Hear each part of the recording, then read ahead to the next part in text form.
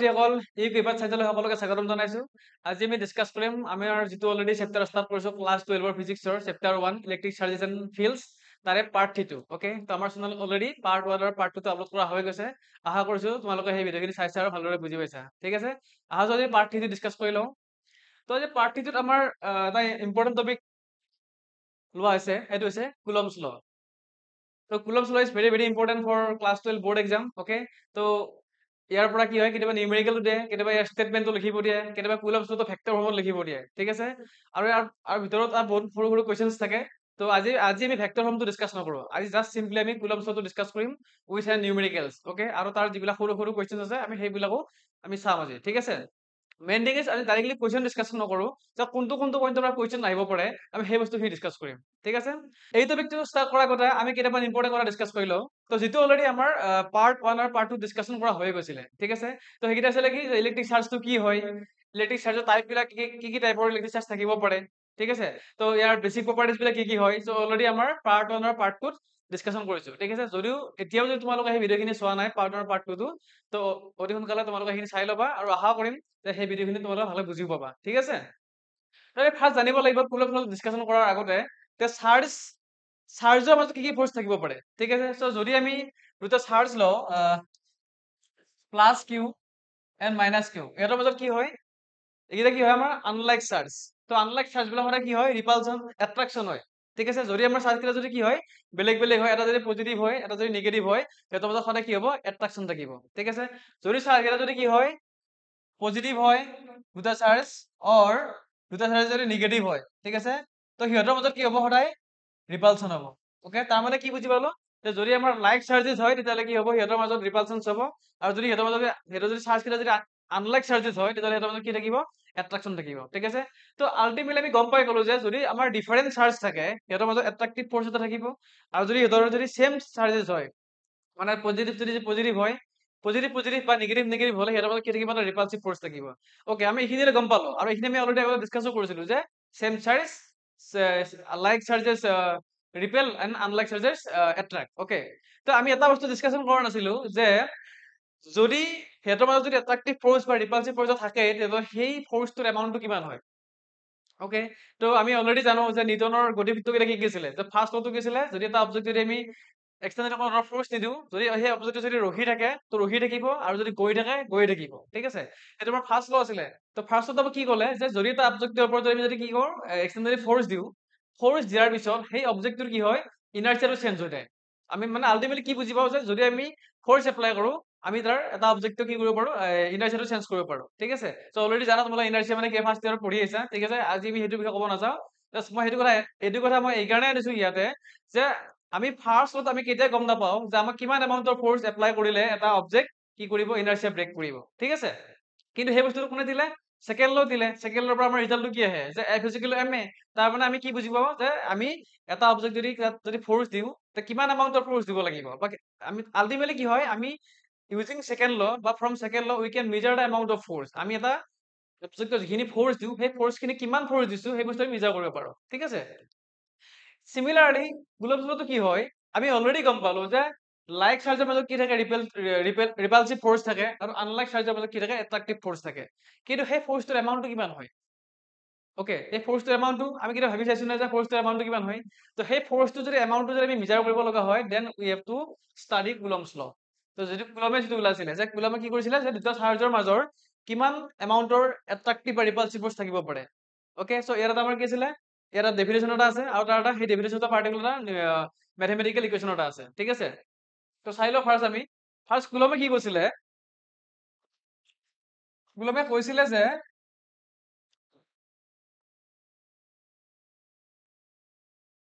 the mutual electrostatic force, okay, between two point charges, charge কেইটা কি হয়, Q1 and Q2, দুটা charge আমাক দিয়া আছে, আৰু চাৰ্জ কেইটা কি হয়, Q1 আৰু Q2 হয়। okay, then সিহঁতৰ যিটো মিউচুৱেল ফৰ্চ অফ এট্ৰাকচন হয় সেইটো কি হয়, is directly proportional to Q1 and Q2, মানে Q1 আৰু Q2 যিটো প্ৰডাক্ট হয় সেই প্ৰডাক্টটোৰ লগত ডাইৰেক্টলি প্ৰপৰ্চনেল হ'ব সিহঁতৰ মাজৰ ফৰ্চটো।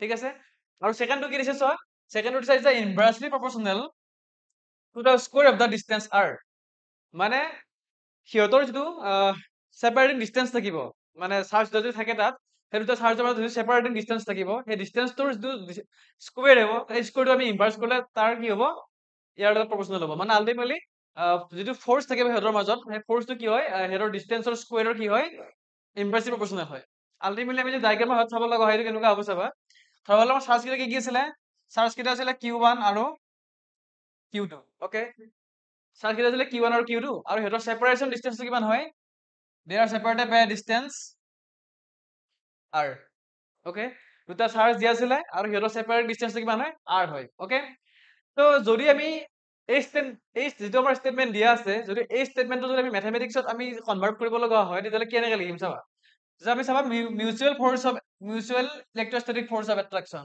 বা ফ'ৰ্চ অফ ৰিপালচনৰ কি হয় তাৰে আমি ৰিপ্ৰেজেন্ট কৰিম বাই দ্য লেটাৰ f ঠিক আছে সো f টো কাৰ লগত প্ৰপৰ্চনেল হয় f is directly proportional to Q1 and Q2 মানে এই চাৰ্জ যিটো চাৰ্জ দিয়া থাকিব মানে Q1 আৰু Q2 সিহঁতৰ প্ৰডাক্টৰ যিটো ৰিজাল্ট লাগিব সেইটো কি হয় ইয়াৰ লগত প্ৰপৰ্চনেল হয় মানে এইটো প্ৰডাক্ট কৰিলে বা মাল্টিপল কৰিলে বা মাল্টিপ্লাই কৰিলে কি হয় এই ফ'ৰ্চটোৰ লগত প্ৰপৰ্চনেল হয় মানে আল্টিমেটলি কি হয় এই চাৰ্জৰ এমাউণ্টটো বাঢ়ি বাঢ়ি গৈ থাকিলে আমাৰ ফ'ৰ্চটো বাঢ়ি বাঢ়ি গৈ থাকিব আৰু সেই চাৰ্জৰ যিটো প্ৰডাক্টটো যদি কমি কমি গৈ থাকে তেতিয়াহ'লে ফ'ৰ্চটো কমি কমি গৈ থাকিব ঠিক আছে ডাইৰেক্টলি প্ৰপৰ্চনেল হয় এতিয়া সেকেন্ড নম্বৰ কি হৈছিলে যে inversely proportional to the square of the distance মানে এইটো কেনেকুৱা হয় inversely proportional to the square of the distance okay তো যদি আমাৰ কি হয় সিহঁতৰ যিটো ছেপাৰেটিং ডিষ্টেন্স হয় সেইটো যদি বাঢ়ি বাঢ়ি গৈ থাকে আমাৰ ফ'ৰ্চটো কমি কমি গৈ থাকিব আৰু যদি ছেপাৰেটিং ডিষ্টেন্স যদি কমি কমি গৈ থাকে সিহঁতৰ ফ'ৰ্চটো বাঢ়ি বাঢ়ি গৈ থাকিব ইটছ লাইক যদি আমাৰ কি হয় এই দুটা ইকুৱেশ্যন আমি কি কৰোঁ এটা ইকুৱেশ্যনটো কম্বাইন কৰি দিওঁ 1 and 2 ওকে যদি আমি কম্বাইন কৰি দিওঁ তেতিয়া কি হ'ব আমি পালো f টো ফার্স্ট কি পালো directly proportional to Q1 Q2 and second part আমি কি পালো inversely proportional to 1 by r square okay এটো হইছে ইকুয়েশন নাম্বার 1 আৰু এটো কি হয় ইকুয়েশন নাম্বাৰ 2 ওকে তো যদি আমি ইকুয়েশন 1 আৰু 2 টো কম্বাইন কৰি দিও তেতিয়া কি আহিব তেতিয়া কম্বাইন কৰি দিলে আমাৰ এটো আহিব result 1 Q1 Q2 divided by Q1 Q2 divided by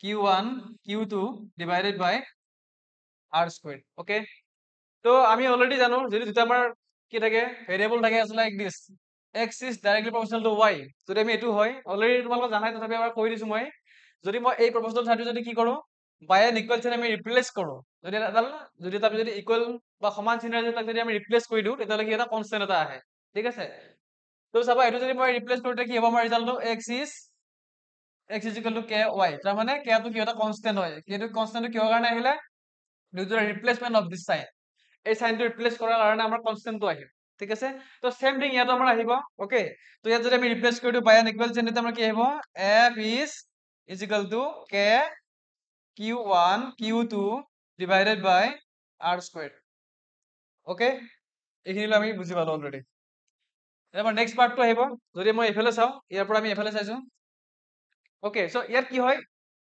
coulomb lot আমাৰ কে এটা পাৰ্টিকুলাৰ এটা ভ্যালু এটা আছে ঠিক আছে তো এইটো ভ্যালু আমি কি কৰিম এটা আমি বেলেগ এটা আমি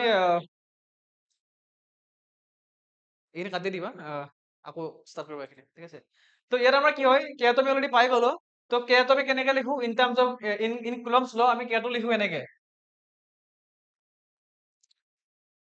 f is equal to 1 by 4 pi epsilon naught q1 q2 divided by r squared এইটো হৈছে আমাৰ কি ফাইনালি কুলমস ল এইটো কিন্তু কুলম লটো ভেক্টৰ ফৰ্ম নহয় এইটো আমাৰ স্কেলাৰ ফৰ্ম হয় তো তোমালোকে এইটো চাই লোৱা চাই এটা স্ক্ৰীনশ্বট লৈ ল'ব পাৰা আৰু এক্সামত আমি এনেকৈ লিখিব লাগিব ঠিক আছে যদি আমাক কুলম লট ডিৰাইভ কৰিব দিয়ে আমি এনেকৈ কৰিব লাগিব ডিৰাইভেশনটো ঠিক আছে আৰু ষ্টেটমেন্টটো আমাৰ আগতে লিখিলে হ'ল ষ্টেটমেন্টটো দি দিছো মই ইয়াতে তো এইটো ষ্টেটমেন্টটো হয় যে যদি যদি এনেকৈ কয় যে ষ্টেট দা কুলমস ল বা ডিফাইন কুলম ল বা ৰাইট ডাউন দা কুলমস ল তেতিয়াহ'লে এইটো লিখিব লাগিব এণ্ড যদি এনেকৈ দিয়ে write the Coulomb's law in mathematical form ঠিক আছে যদি মেথমেটিকেল ফৰ্ম লিখিব লাগিলে কেনেকৈ লিখিব লাগিব এইটো তো এনেকৈ লিখিবা ফাৰ্ষ্ট লিখি এইটোলৈ আমি লিখিব লাগিব so f is equal to 1 by 4 pi epsilon naught q1 q2 divided by r square ঠিক আছে তো এবাৰ চাই লোৱা লিখি ল'বা তোমালোকে আৰু যদি পাৰা তোমালোকে এটা স্ক্ৰীনশ্বট লৈ লোৱা তেতিয়া তোমালোকে লিখিব সুবিধা হ'ব আৰু ভিডিঅ'টো নেক্সট টাইম চালেও পাৰে বাৰে বাৰে লিখি থাকিব নালাগে, ঠিক আছে, এবাৰতে লিখি যাব পাৰিব ভালকে, ঠিক আছে। ওকে, হৈ গ'ল। এতিয়া আমাৰ মেইন এইটো আছিলে কুলম্বছ লটো, ঠিক আছে। এতিয়া আমাৰ নেক্সট কামটো আহিব, ইয়াৰে যিটো ভেলু হয় কে, তো কেৰ এটা পাৰ্টিকুলাৰ ভেলু এটা আছে, তো ভেলুটো কিমান হয়, কে ভেলুটো হৈছে, আৰু কেটো আমি কি বুলি কওঁ, K is known as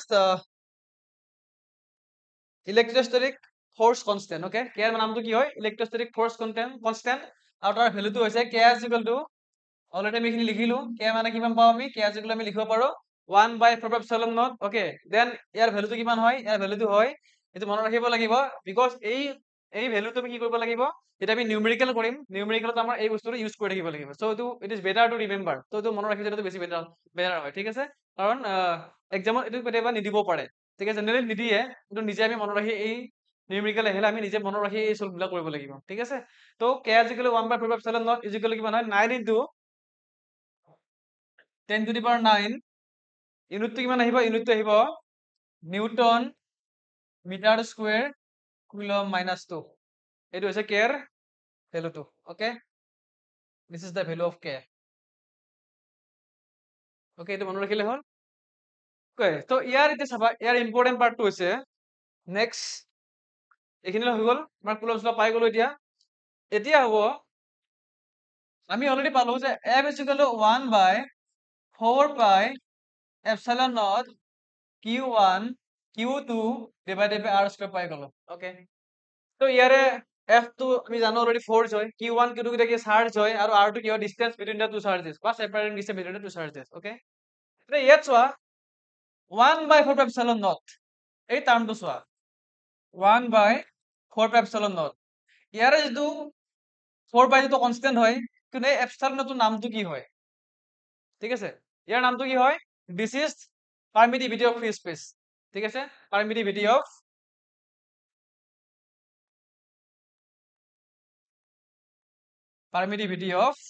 the free space, okay, মানে যেতিয়া আমি চাৰ্জ কেইটা যদি আমি কি কৰো, যদি চাৰ্জ কেইটা যদি আমি কি এটা যদি ভেকুম প্লেচত ৰাখি দিওঁ বা ফ্ৰী স্পেচত ৰাখো, তেতিয়াহ'লে আমাৰ এইটো এপচিলনত আহে, যদি আদাৰ মিডিয়াম হয় তেতিয়াহ'লে এপচিলনটো গুচি গৈ কি আহিব, এপচিল আহিব, ঠিক আছে। তো এপচিলনটো এইটোৱে মিন কৰিব যে সেই চাৰ্জ কেইটা ক'ত আছে, ভেকুমত আছে নাইবা ফ্ৰী স্পেচত আছে, ঠিক আছে।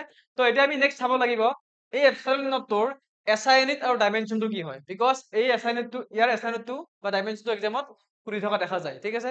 আৰু এইটো কি হয়, বহুতৰ প্ৰব্লেম যে কেনেকে মনত ৰাখিব, বা কেনেকে এইটো এছআই ইউনিটটো কেনেকে উলিয়াব, বা ডাইমেনশ্যনটো কেনেকে উলিয়াব, বহুত প্ৰব্লেম হয়, ঠিক আছে, বহুতে ভাবি থাকে যে ইমান টান হয়, কিবা হয়, ঠিক আছে।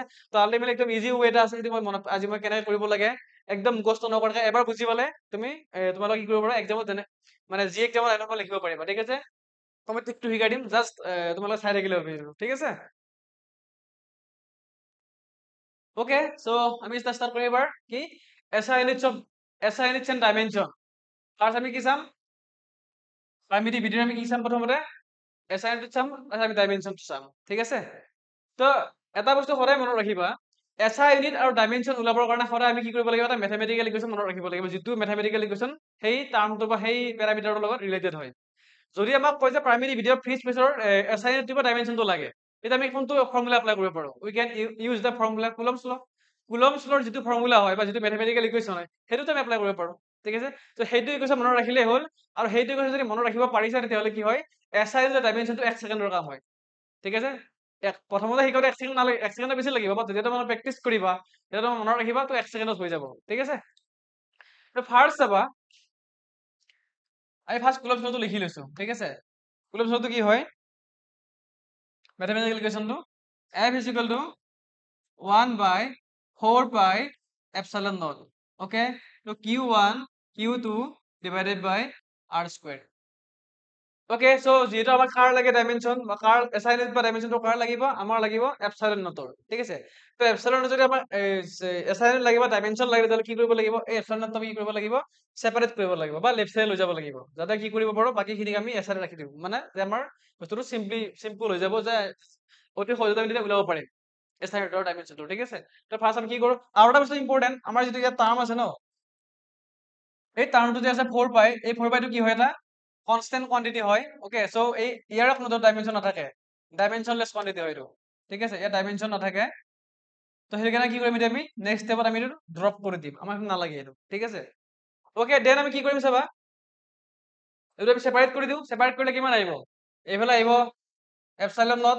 ওকে, তো যদি এপচাইলন নটটো যদি এইফালে আহে, তো আল্টিমেটলি এইটো যদি আমি, এক মিনিট মই ষ্টেপ বাই ষ্টেপ কৰি আছো তোমালোকৰ প্ৰব্লেম নহ'বৰ কাৰণে, একদম ষ্টেপ বাই ষ্টেপ কৰি আছো। ফাৰ্ষ্ট মই কি কৰিলো, ক্ৰছ প্ৰডাক্ট কৰিলো, চৰি ক্ৰছ মাল্টিপ্লিকেশ্যন কৰিলো, ঠিক আছে। ক্ৰছ মাল্টিপ্লিকেশ্যন কৰিলে কিমান আহিব, F epsilon not R square. ইয়াৰে 4/2 কিয় লিখা নাই, যিটো 4/2 কনষ্টেন্ট কোৱান্টিটি হয়, তো তাৰ ডাইমেনশ্যন একো নাথাকে, ডাইমেনশ্যন নাথাকে বা এছাইন নাথাকে, যদি আমি তাক ড্ৰপ কৰি দিছো ইয়াতে, ঠিক আছে। তো F epsilon not R square equal কিমান হয়, Q1 Q2, এইখিনি হৈ গ'ল, ঠিক আছে। তো আমাক লাগে কাৰ ডাইমেনশ্যন, এপচাইলন নটৰ লাগে। তো এপচাইলন নট ইকুৱেল কিমান আহিব, h equal to Q1 Q2 divided by f r square. তো এইখিনি আমি পাই গ'লো। এতিয়া আমি কি কৰিব লাগিব, আমি যদি ফাৰ্ষ্ট এছাইনমেণ্ট যদি চাব যাওঁ, তেতিয়াহ'লে আমি এই কোৱান্টিটি কেইটাৰ এছাইনমেণ্ট কেইটা জানিব লাগিব, ঠিক আছে। তো আমি অলৰেডি জানো যে Q1 আৰু Q2 কি আছিলে, Q1 and Q2 কি আছিলে, দিজ আৰ চাৰ্জ আছিলে ন। চাৰ্জৰ এছাইনমেণ্টটো কি হয়, চাৰ্জৰ এছাইনমেণ্টটো কি হয়, কুলম হয়। আমি চিধা ৰিপ্ৰেজেন্ট কৰো কুলম, ঠিক আছে। তো Q1 আৰু Q2 দুটা চাৰ্জ দিয়া আছে, ঠিক আছে। সিহঁতৰ ৰিপ্ৰেজেন্টেশনটো বেলেগ বেলেগ হয়, চাৰ্জৰ এমাউণ্টটো বেলেগ বেলেগ হ'ব পাৰে, বাট সিহঁতৰ কি হ'ব, এছাইনমেণ্টটো ছেমে থাকিব, ঠিক আছে। চ' Q1 ৰ এছাইনমেণ্ট কিমান থাকিব, কুলম থাকিব, আৰু Q2 ৰ এছাইনমেণ্ট কিমান থাকিব, কুলমে থাকিব। আৰু F টো কি হয়, ফ'ৰ্চ হয়। ফ'ৰ্চৰ এছাইনমেণ্ট আমি অলৰেডি জানো, ফাৰ্ষ্ট ইয়াৰত আমি জানি আহিছো বোলে কি হয় ফ'ৰ্চৰ ইউনিট। তো ফ'ৰ্চৰ কি হয়, নিউটন হয়, ঠিক আছে। আৰু R টো কি আছিলে, চাৰ্জ দুটাৰ মাজৰ কি আছিলে, ছেপাৰেটিং ডিষ্টেন্স আছিলে। তো ছেপাৰেটিং ডিষ্টেন্স মানে আল্টিমেটলি কি বুজাইছে, লেন্থ। তো লেন্থৰ এছাইনমেণ্ট কিমান আহিব, মিটাৰ, ঠিক আছে। তো আল্টিমেটলি গোটেইখিনি পাই গ'লো যে কিমান আহিব চাবা। So Coulomb into Coulomb divided by Newton meter square. Okay, তো এইখিনি যদি আমি সলভ কৰি কিমান আহিব দিয়া, এইখিনি সলভ কৰিলে আহিব Coulomb square, নিউটন টো ওপৰত লৈ গৈছো আমি, newton -1 metre inverse 2। Okay, so Coulomb square newton -1 metre inverse 2। তো এইটো হৈছে আমাৰ কি, এইটো হৈছে আমাৰ পাৰ মিলিমিটাৰ ফ্ৰী স্পেচৰ SI ইউনিট, ঠিক আছে। তো মই ওপৰত লিখি দিছো এবাৰ, এইটো কিমান আহিছে আমাৰ এইটো এনসাৰটো, Coulomb square, এইটো মনত ৰাখিবা, এক্সামত এইটো আহিয়ে থাকে, ঠিক আছে। Coulomb square newton -1 metre -2 metre inverse 2। okay, this is the SI unit, SI unit of epsilon naught। একদম ধুনীয়াকে মনত ৰাখিবা, ষ্টেপ বাই ষ্টেপ মনত ৰাখিবা, মুখস্থ কৰিবই নালাগে ইয়াতে। জাষ্ট আমাৰ যিটো কুলম্বছ ল আছিলে, সেই কুলম্বছ লটো মনত ৰাখিলে হ'ল, মেথমেটিকেল কুৱেশ্যনটো, ঠিক আছে। সেইটো মনত ৰাখিবা, আৰু বাকী এনেকে ষ্টেপ বাই ষ্টেপ কৰিবা। ষ্টেপ বাই ষ্টেপ কৰিলে তোমালোক দুবাৰ তিনিবাৰ ষ্টেপ বাই ষ্টেপ কৰিলে লাষ্টত তোমাৰ কম সময়তে এই কুৱেশ্যনটো কৰি দিব পাৰিবা, ঠিক আছে। তো আমাৰ সেইটো এনসাৰ আহিব, কুলম্ব স্কুৱেৰ নিউটন -1 আৰু কি আছে, মিটাৰ ইনভাৰ্স 2, ঠিক আছে। Coulomb square newton -1 metre inverse 2। Okay, হৈ গ'ল। এইটো আমাৰ আছিলে SI ইউনিট। ওকে, এতিয়া আমি যাম ডাইমেনশ্যনৰ কাৰণে। সেম ৱে, ডাইমেনশ্যন ওলাবৰ কাৰণে কি কৰিব লাগিব, যিটো আমাৰ কুলম্বছ ল আছে, কুলম্বছ লৰ যিটো মেথমেটিকেল ইকুৱেশ্যন মনত ৰাখিব লাগিব। এইবাৰ আমি আগতে আমি কি লিখিছিলো, যেতিয়া আমি SI ইউনিট ওলাইছিলো, আমি গোটেইকেইটা কোৱান্টিটিৰ ছেপাৰেটলি SI ইউনিট লিখিছিলো।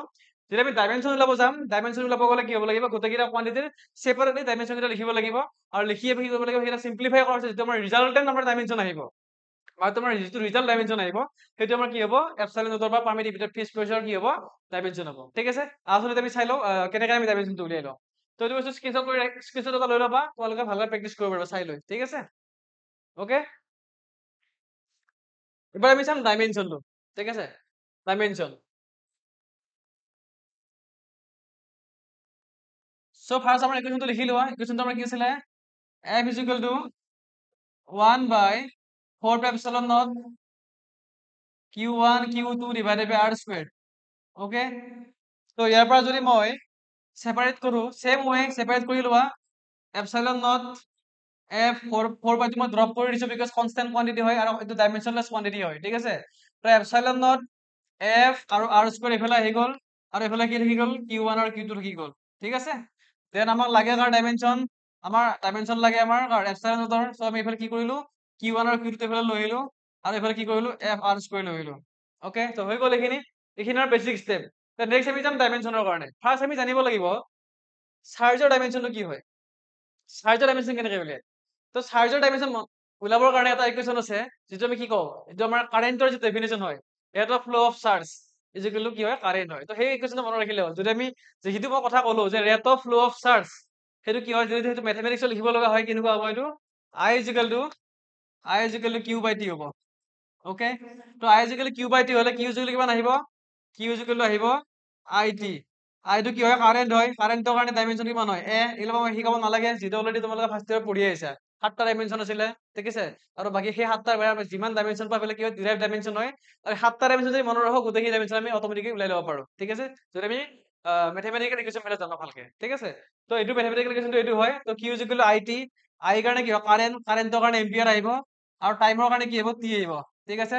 তো আল্টিমেটলি কি হৈ গ'ল, এইটো যদি মই লিখিব লগা হয়, তো চাৰ্জৰ কাৰণে ডাইমেনশ্যন কিমান আহিব এ টি, চাৰ্জৰ ডাইমেনশ্যন আছে এ টি, ঠিক আছে। তো যিহেতু আমাৰ দুটা আছে তো দুটা লিখি ল'ম ইয়াতে। তো চাৰ্জৰ ডাইমেনশ্যন কিমান আহিব ইয়াতে, ইয়াতে আহিব আমাৰ ইয়াতে লিখিছো মই এ টি, আৰু এতিয়া লিখিছো মই এ টি। ওকে, তো দুটা আছে কিউ ওৱান কিউ টু। যদি সিহঁতৰ কি হয় ৰিপ্ৰেজেন্টেশনটো বেলেগ বেলেগ হয়, সিহঁতৰ চাৰ্জৰ এমাউণ্টটো বেলেগ বেলেগ হয়, as like the SI unit, SI ইউনিটৰ নিচিনা ডাইমেনশ্যনটো সেইটো চেমে থাকিব। যেনেকৈ আমি এছআই ইউনিট কি কৰিছিলো, কুলম ওৱান কুলমটো লিখা নাছিলো, ঠিক আছে, ডাইৰেক্ট কুলম কুলম লিখিছিলো, বিকজ যদিও সিহঁতৰ চাৰ্জৰ এমাউণ্টটো বেলেগ বা সিহঁতৰ ৰিপ্ৰেজেন্টেশনটো বেলেগ হয়, কিন্তু সিহঁতৰ এছআই ইউনিটটো চেমে থাকিব। চিমিলাৰলি ডাইমেনশ্যন তেনেকুৱা হয়, যদি সিহঁতৰ ৰিপ্ৰেজেন্টেশনটো বা এমাউণ্ট অফ চাৰ্জটো যদি বেলেগ বেলেগ হয়, সিহঁতৰ কিন্তু ডাইমেনশ্যন চেমে থাকিব, ঠিক আছে। তো আল্টিমেটলি আমি কি লিখিলো এ টি লিখি দিলো। নেক্সট চাবা ফ'ৰ্চ, ফ'ৰ্চৰ কাৰণে আমি ডাইমেনশ্যন এইটো নতুন বস্তু নহয়, আমি অলৰেডি পাই আহিছো, ঠিক আছে, ফাৰ্ষ্ট ইয়াৰ পাই আহিছো। তো ফ'ৰ্চৰ ডাইমেনশ্যনটো কেনেকৈ উলিয়াই মই জাষ্ট এবাৰ দেখাই দিছো কেনেকৈ কৰে। তো ফ'ৰ্চ ইকুৱেল কি হয় M is equal M A from Newton second law, মাছৰ কাৰণে ডাইমেনশ্যন আহিব এম, আৰু এৰ কাৰণে ডাইমেনশ্যন কিমান আহিব এল টি মাইনাছ টু, এইখিনি আহিব, ঠিক আছে। তো আল্টিমেটলি কিমান আহিব M L T minus two, এইটো হৈছে কি ফ'ৰ্চৰ ডাইমেনশ্যন। তো ফ'ৰ্চৰ ডাইমেনশ্যন লিখি দিওঁ ডাইৰেক্টলি ইয়াত আমি M L T minus two. Okay,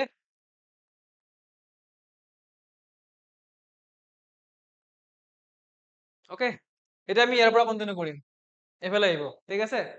তো চৰি ইয়াত আৰু এটা থাকি গ'ল, ইয়াত থাকিব আৰু এটা আমাৰ কি আৰ স্কোৱাৰ, আৰটো কি হয় ডিষ্টেন্স হয়, ছেপাৰেটিং ডিষ্টেন্স। তো ডিষ্টেন্সৰ ডাইমেনশ্যনটো কি হয় এল হয়, তুমি সদায় এইটো আমাৰ বেছিকত পৰি যাব ন। তো ডাইমেনশ্যনৰ কাৰণে কিমান আহিব এল, ডিষ্টেন্সৰ কাৰণে তো স্কোৱাৰ্ড আছে তো এল স্কোৱাৰ্ড। ওকে, এইটো হৈ গ'ল। দেন আমি ষ্টাৰ্ট কৰিম এইফালে নেক্সট পাৰ্টটো। ওকে, এতিয়া চাবা এ টি মানে কি, এইটো আহিব এ টি স্কোৱাৰ্ড, এ স্কোৱাৰ্ড টি স্কোৱাৰ্ড আহিব ইয়াতে, ডিভাইডেড বাই ইয়াত এল স্কোৱাৰ্ড আছে, ইয়াত আছে কি এল, তো এল কিউব আহিব, এম টো এম থাকিব, M L cube T minus two. Okay, এইখিনি হৈ গ'ল। দেন এতিয়া আমি কি কৰিম, এম টো ওপৰত লৈ যাওঁ, এম ওপৰত নিলে কিমান আহিব মাইনাছ ওৱান আহিব। অ'কে, তো এল টো যদি মই ওপৰত লৈ যাওঁ কিমান আহিব এল টু দি পাৱাৰ কিমান আহিব মাইনাছ থ্ৰী, এইটো প্লাছ আছে ওপৰত নিলে L to the power minus three. Okay, ইয়াত T to the power minus two আছে, ওপৰত দিলে কিমান আহিব T to the power plus two, already T to the power plus two already ওপৰত আছে, তো T square plus T square কিমান আহিব T square into T square, মানে ইয়াত আমাৰ কি আছে ওপৰত আছিলে টি স্কুৱেৰ, আৰু যদি তলৰটো যদি ওপৰত লৈ যাওঁ টি স্কুৱেৰ, আল্টিমেটলি কিমান আহিব T to the power four আহিব, ইয়াত থাকিব T to the power four. Then আমাৰ আৰু কি থাকিব বাকী, বাকী কিবা আছে নেকি, য়েছ বাকী আছে এছ স্কুৱেৰ বাকী আছে, তো লাষ্টত আমি লিখি দিছো S square, and this is the dimension of the epsilon not m to the power minus 1 l to the power minus 3 3 to the power 4 s squared. Okay, so this is the dimension for permittivity of free space. Okay, একদম easy হয়, just ট্ৰিকটো মনত ৰাখিলে হ'ল, আমি কেনেকৈ বা ষ্টেপটো মনত ৰাখিলে হ'ল, ক'ৰ পৰা ষ্টাৰ্ট কৰিছিলো কেনেকৈ কৈছিলে ফাৰ্ষ্ট আমাৰ কুলম্বছ ল আছিলে, তাৰ পৰা আমি এপচাইলনটো ছেপাৰেট কৰিলো, তাৰপিছত এটা ছেপাৰেটিং ইণ্ডিভিজুৱেল ডাইমেনশ্যনবিলাক লিখি দিলো, তাৰপিছত আমি কি কৰিলো সিহঁতক চিম্প্লিফাই কৰিলো, চিম্প্লিফাই কৰি আমি এইটো পাই গলো, and this is the dimension for the permittivity of the free space. Okay, so এইটো স্ক্ৰীনশ্বট লৈ লোৱা এবাৰ, তাৰপিছত তোমালোকে নিজে নিজে চাই চাই কৰি থাকিব পাৰিবা বা ভিডিঅ'টো আকৌ চাব পাৰিবা, ঠিক আছে।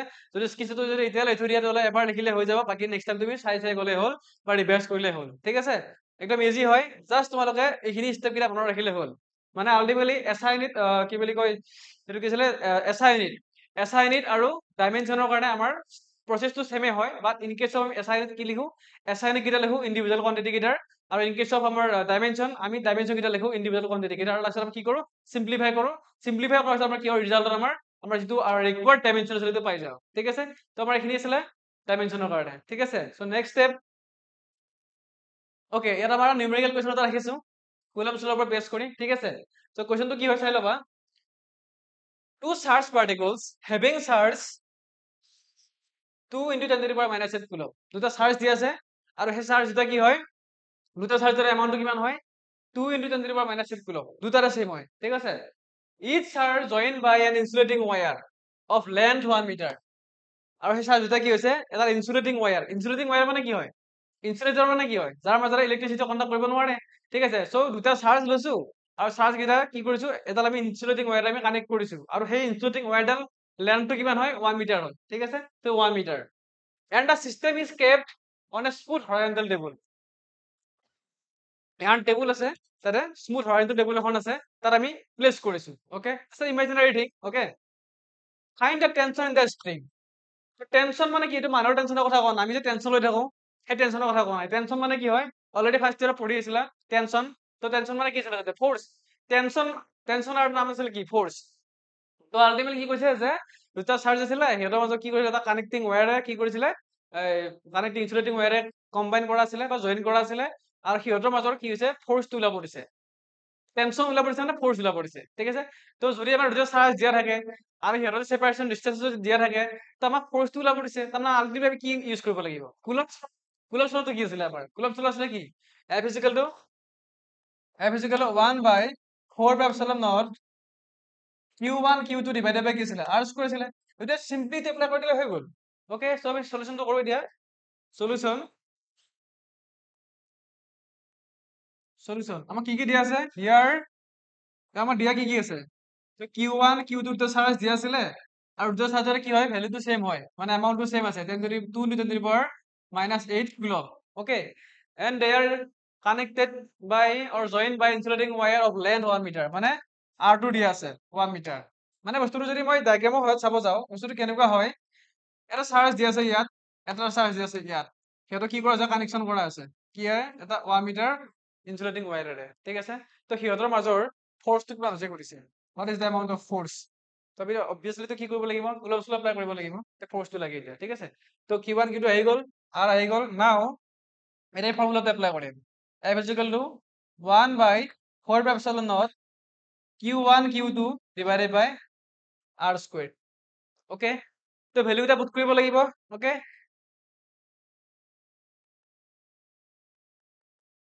1/4 Q1 Q2 divided by R squared। তো ভ্যালু এটা পুট কৰা, ইয়াৰ ভ্যালুটো কিমান আছিলে, মই অলৰেডি লিখি দিছো ফাৰ্ষ্ট চাইলেতে, এটা আমি কুলম্বছ ল ষ্টাডি কৰিছিলো বা যেতিয়া পঢ়িছিলো তেতিয়া আমি কৈছিলো যে 1/4 এপচিলন আমি কিয় লিখিব পাৰো, যে কিয়াৰ ভ্যালুটো কিমান আছিলে, 9 into 10 to the power 9 আছিলে, ঠিক আছে? ইয়াৰ ভ্যালুটো, তো এইটো ভ্যালু পুট কৰিম নেক্সট স্টেপত, তাৰপিছত আমাৰ এই চাৰ্জ বিলাকৰ ইণ্ডিভিজুৱেল ভ্যালু পুট কৰি দিম, ঠিক আছে? তো ফাৰ্ষ্ট আমি ভ্যালুটো পুট কৰি লওঁ, কিয়াৰ ভ্যালুটো 9 into 10 to the power 9 into কিমান আহিব, ইনটু আহিব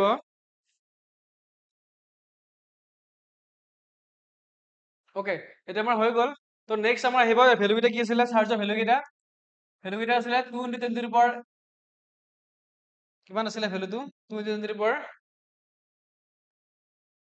minus 8, 2 into 10 to the power minus 8 into 2 into 10 to the power minus 8 divided by R square মানে কিমান হয়, R square মানে আছিলে 1 মিটাৰ, তো 1 square, ওকে? তো যেতিয়া আমি এখিনি মাল্টিপ্লাই কৰিম তেতিয়া কিমান আহিব চাবা, 2 2 are 4, 9 4 36, 36 into 10 to the power 9 into 10 to the power কিমান থাকিব ইয়াতে, minus 16 divided by 1। আল্টিমেটলি তো নিলিখিলেও হৈ গ'ল হয়, ঠিক আছে? তো ৰিজাল্টটো কিমান আহি গ'ল, 36 into, তো 9 minus 16 মানে কিমান আহিব, 9 minus 16 7 minus 7, 10 to the power minus 7, okay? Newton। So this is the amount of force between the two charges, okay?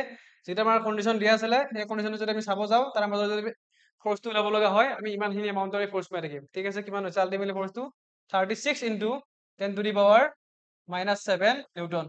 এইখিনি হৈছে আমাৰ required amount of force, okay? required amount of force 36 into 10 to the power minus 7 Newton, ঠিক আছে? তো এবাৰ এটা screenshot লৈ ল'বা ইয়াৰে সলিউশনটোৰ। তো তোমালোকে যেতিয়া পঢ়িবা তো এইবিলাক যেতিয়া ক্লাছটো কৰিছা অলৰেডি, তো এইবিলাক কি কৰিবা, তোমালোকে কপিত লিখি লিখি ৰাখিবা, ঠিক আছে? চ' যিমান ভিডিঅ' চালেও যদি তোমালোকে এবাৰ নিলিখা কি হয় বস্তুবিলাক, নিলিখালৈ আমাৰ ব্ৰেইনত মনত নাথাকে, ঠিক আছে আৰু মেথছতো বেলেগ বস্তুৱে হয় আৰু ফিজিক্সতো কি হয় ফিজিক্সতো বেলেগ আছে মানে ফিজিক্সতো লিখিব লাগিবই এবাৰ তো নিলিখাকে কেতিয়াও যদি আমি জানো জানো বুলি ভাবি থাকো যদি এক্সামৰ আগত যদি আমি নপঢ়ো বা লিখি নাচাই বাৰু তো আমি সেইটো কেতিয়াও লিখিব নোৱাৰো এক্সামত চব পাহৰি পৰি যাম দেখা লাগিব বাট আমি লিখিব নোৱাৰিম ঠিক আছে তো সেইকাৰণে কি কৰিবা এইবিলাক বস্তু লিখি চাবা যিখিনি মই কৰাইছো লাগে চাই লিখা ফাৰ্ষ্ট টাইম চাই লিখা নেক্সট টাইম মই নোচোৱাকে লিখা প্ৰেক্টিচ কৰা ঠিক আছে সেইটো কুৱেশ্যনটো চল্ভ কৰা নোচোৱাকে কৰা ঠিক আছে তো নেক্সট চাওঁ এতিয়া আমি অকে চ' আজিৰ কাৰণে আমাৰ এইখিনি আছিলে পাৰ্ট 3 ঠিক আছে তো আজিলৈ আমাৰ এইখিনি আছিলে যদি কিবা তোমালোকৰ এই ভিডিঅ'টো যদি বা এই টপিকটো যদি কিবা ডাউট আছে বা কিবা কনফিউজন আছে তোমালোকে আমাৰ কমেণ্ট ছেকশ্যনত জনাই দিবা আমি নেক্সট ক্লাছ যেতিয়া আকৌ পাৰ্ট 4 লৈ আহিম তেতিয়াহ'লে কি কৰিব পাৰিম তোমালোকৰ যদি ডাউট বা কনফিউজন থাকিব ভিডিঅ'টো ষ্টাৰ্ট কৰি আমি ক্লিয়াৰ কৰি দিব পাৰিম তাৰপিছত আমি পাৰ্ট 4 ষ্টাৰ্ট কৰিম ঠিক আছে তো আশা কৰিছো ভিডিঅ'টো তোমালোকে ভাল পাইছা ভালকৈ বুজি পাইছা ঠিক আছে যদি ভিডিঅ'টো চাই ভাল পালা তেতিয়াহ'লে ভিডিঅ'টো লাইক কৰিবা আৰু আমাৰ চেনেলটো ছাবস্ক্ৰাইব কৰিবা ধন্যবাদ